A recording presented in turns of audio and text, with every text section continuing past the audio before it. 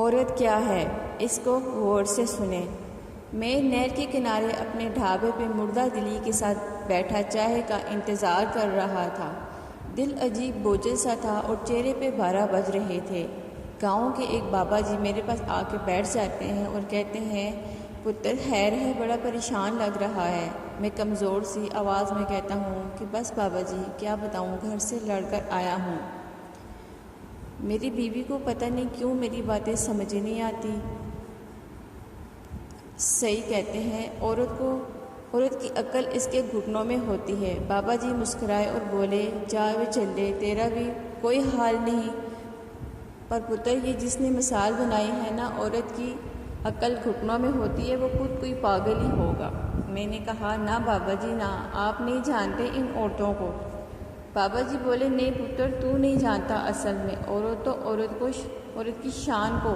یہ تو وہ ہے جس کے ساتھ رب اپنی محبت کو ملا رہا ہے۔ اتنے میں لڑکا چائے لے کر آ جاتا ہے اور میں چائے کی چسکی لے کر پھر بابا جی کی طرف متوجہ ہو جاتا ہوں۔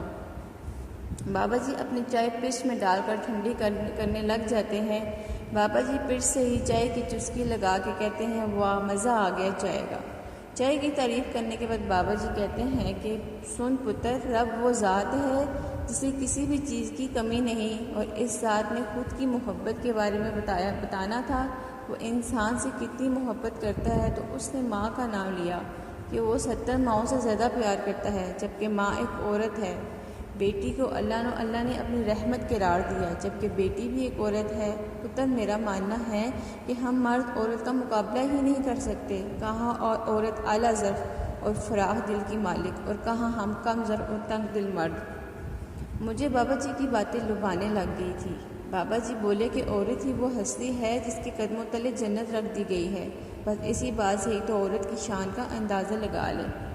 جو وہ امید سے ہوتی ہے تو اپنی پسند کی سب چیزیں چھوڑ کر دیتی ہے اپنی اولاد کے لیے۔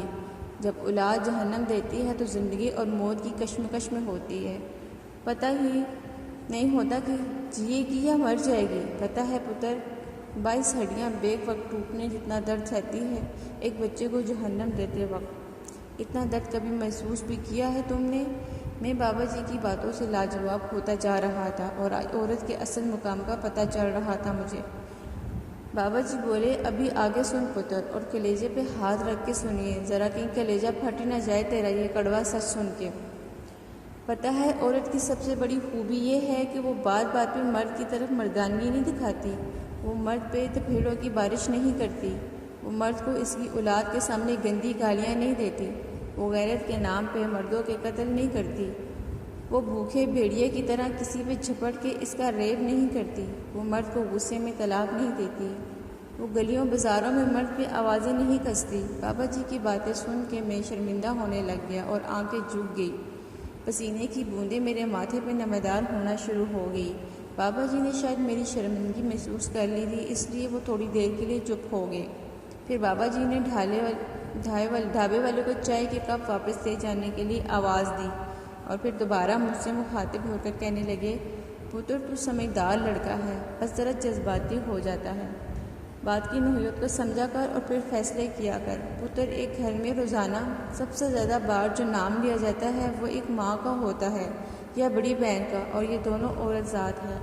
ہمارے گھروں کا وجود عورتوں سے ہے، گھر مرد نہیں بساتے پتر، عورتیں بسایا کرتی ہیں۔ گھر کی رونقیں عورتوں کے ہی توسط سے ہوتی ہے بیٹا۔ ہر چیز سلیقے سے ملتی ہے، کپڑے صاف ستھرے ملتے ہیں، برتن دھلے دھلائے ملتے ہیں، بہترین کھانے ہمیں نصیب ہوتے ہیں، چھوٹے چھوٹے بچوں کی دیکھ بھال بخوبی سر انجام دیتی ہے۔ تو پتر، یہ سارا جادو ایک عورت سے ہی چلاتی ہے، ورنہ تو ایک سگا بھائی بھی اپنے چھوٹے بچے کو زیادہ دیر تک برداشت نہیں کرتا۔ بچہ زیادہ روئے تو شوہر اپنی بیوی سے کہہ دیتا ہے کہ اسے کمرے سے باہر لے جاؤ، میری نیند میں خلل پڑ رہا ہے۔ پتر، عورت ہی بہت پیاری چیز ہے، یہ مرد کے کردار بھی انگلیاں نہیں اٹھاتی، یہ مرد کو اس کے ماضی کے تانے نہیں دیتی۔ پتر، عورت بیٹی ہے تو رب کی رحمت ہے، ماں ہے تو قدموں تلے جنت لیے پھرتی ہے۔ بابا جی کی باتیں سن کے پتہ چل رہا تھا کہ عورت دنیا کی کتنی انمول دولت ہے۔ وہ کسی نے کیا خوب کہا ہے کہ وہ وجود زن سے ہی کائنات میں رنگ پھر بابا جی بولے جا پتر گھر چلا جا، تیرا چہرہ بتا رہا ہے کہ تو سب سمجھ گیا ہے اور اب تیرا جلدی گھر جانے کو دل کر رہا ہے۔ میں بابا جی کے قدموں میں بیٹھ گیا اور بابا جی کے ہاتھ چوم کے بولا کہ شکریہ بابا جی، آپ نے میری غلطی کو دیکھ کے کوئی سزا نہیں سنائی بلکہ میری غلطی کو سدھارا اور احساس کروایا کہ میں غلط ہوں، مجھے سب کی عزت کرنی چاہیے۔ کاش کہ اتر جائے تیرے دل میں میری بات، خواہش صرف اتنی سی ہے کہ کچھ الفاظ میں سناؤں جس سے کوئی گمراہی کے راستے پر جاتے رہتے رک جائے، اور نہ بھی رکے تو سوچ میں ضرور پڑ جائے۔